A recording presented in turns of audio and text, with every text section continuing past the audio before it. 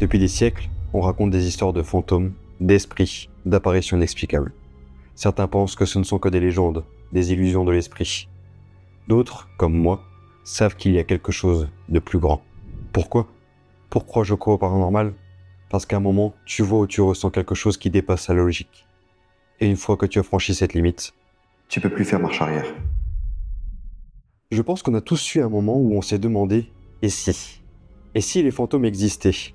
Et si ces bruits, ces ombres, ce ressenti bizarre, c'était pas juste notre imagination? Pour moi, ça a commencé quand j'avais 7-8 ans. J'habitais chez mes parents, dans une petite maison de campagne, au fin fond d'un petit village de la Moselle. La maison, les pièces de vie, c'était à l'étage, et si tu veux, au sous-sol, il y avait une grande pièce qui servait de salle de jeu, un garage, et une autre pièce qui était ma chambre. Donc j'étais au sous-sol. Et je me rappelle encore comme si c'était hier. J'avais le lit qui était en face de la porte, et juste à côté de cette porte, il y avait une espèce de commode avec une plaque en marbre blanc et un vieux miroir tout haut, tout grand, tout rond comme ça. Et un soir, comme tous les soirs, un soir banal, je me suis couché dans le lit, sur le ventre, et j'ai eu beaucoup de mal à dormir ce soir-là, je me rappelle. Et il y a quelque chose qui m'a dit tiens, vas-y Nico, retourne-toi, il y a quelque chose qui va pas. Et je me suis retourné, donc j'étais face à la porte, mais aussi face au miroir qui était sur ma gauche. Et là, j'ai vu une paire d'yeux rouges me fixer dans l'obscurité. Sur le coup, je me suis dit, c'est une hallucination, c'est pas possible. Je me suis frotté les yeux, j'ai bien insisté, j'ai bien regardé. Et il y avait toujours cette paire d'yeux rouges qui me fixait dans le noir. Et là, j'ai eu le flip de ma vie. Je me rappelle encore, je me suis levé en hurlant et en pleurant. J'ai monté les escaliers. Je suis allé voir mes parents qui étaient assis sur le canapé devant la télé. Et en pleurant, je leur ai expliqué ce que je venais de voir. Ni une ni deux, mes parents sont descendus dans la chambre. Ils ont commencé à scruter partout. Et le premier réflexe qu'ils ont eu, bizarrement, c'est de recouvrir le miroir avec une couverture. Et à partir de ce jour-là, c'est là que ça a commencé vraiment à devenir bizarre dans la maison. On avait de plus en plus de petits signes qui nous faisaient penser que ça n'était pas normal. Mon père, qui était vachement réceptif à l'époque, commençait à ressentir des choses bizarres, comme des présences. Il se mettait à parler tout seul.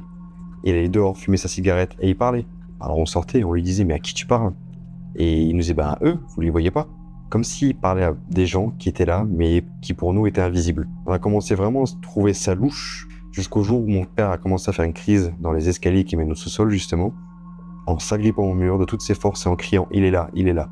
Là, on s'est dit « c'est vraiment étrange ». Que vous y croyez ou pas, on a fait appel à une médium qui est tout de suite dans la maison et que, sans qu'on lui explique quoi que ce soit, nous a dit « cherchez pas, je sais ce qui se passe ».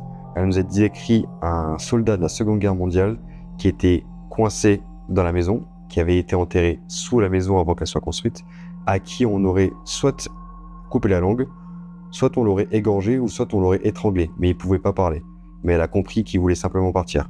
Alors je ne sais pas pourquoi il se manifestait comme ça, mais je peux te dire que ça a été une des pires périodes de ma vie. À ce moment-là, tu peux soit te dire c'est ton imagination, soit accepter qu'il y a peut-être une présence. Et moi, j'ai choisi de ne pas fermer les yeux. Mais je ne suis pas le seul à chercher des réponses. Il y a des gens qui passent leur vie à enquêter sur les phénomènes et à repousser les limites du visible. Je prends l'exemple de Jordan Perigo, Silent Jill, Gus DX ou encore même JRM Paranormal. Ces mecs vont dans des endroits où personne ne voudrait mettre les pieds. Des hôpitaux abandonnés, des châteaux hantés, des forêts où même les animaux ne veulent même plus rentrer. D'ailleurs, je te montre un petit extrait d'une des vidéos qui m'a le plus impressionné, c'est celle de JRM Paranormal.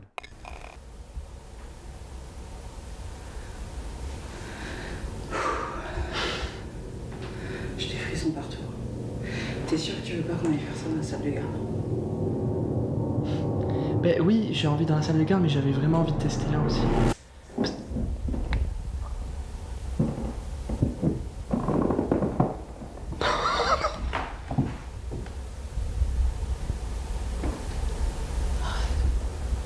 Ah non, moi je me casse.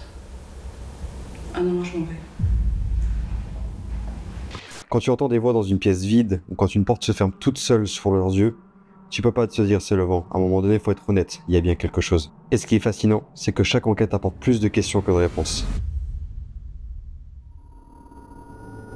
Et si on parlait un peu des phénomènes les plus troublants jamais capturés? Imaginez une famille qui emménage dans une maison ordinaire, et peu à peu, des choses étranges commencent à se produire. Des bruits dans les murs, des meubles qui changent de place, une sensation constante d'être observé.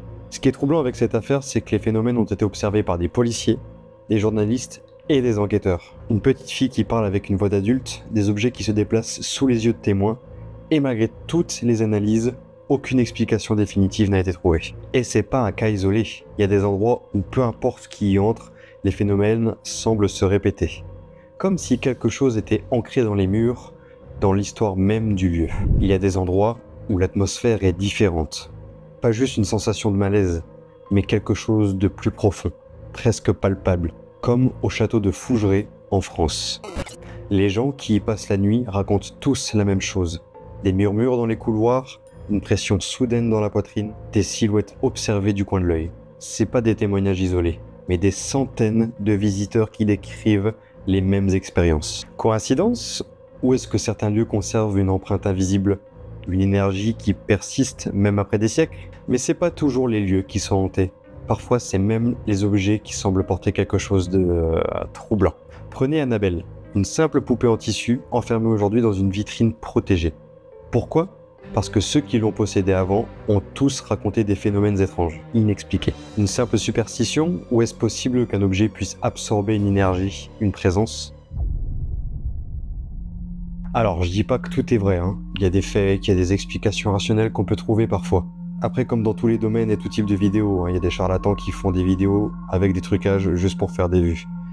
Mais bon, ceux-là, faut pas les mettre dans le même panier. Mais il y a aussi des cas, ces endroits, ces objets, ces témoignages qui défient toute logique. Et ça, c'est ça qui me fascine. Et si ces phénomènes sont réels, qu'est-ce que ça signifie?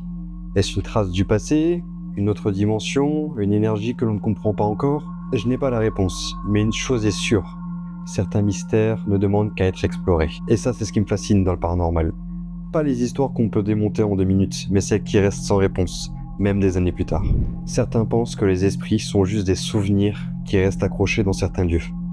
D'autres disent qu'ils essaieraient de nous parler. Ou est-ce nous qui ne sommes pas prêts à y écouter?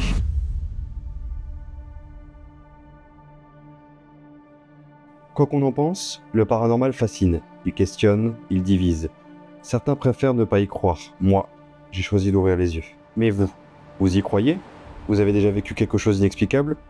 Dites-moi en commentaire, parce que je veux vraiment savoir ce que vous en pensez. Le paranormal, c'est pas juste une histoire. C'est peut-être la seule chose qui nous relie à l'invisible.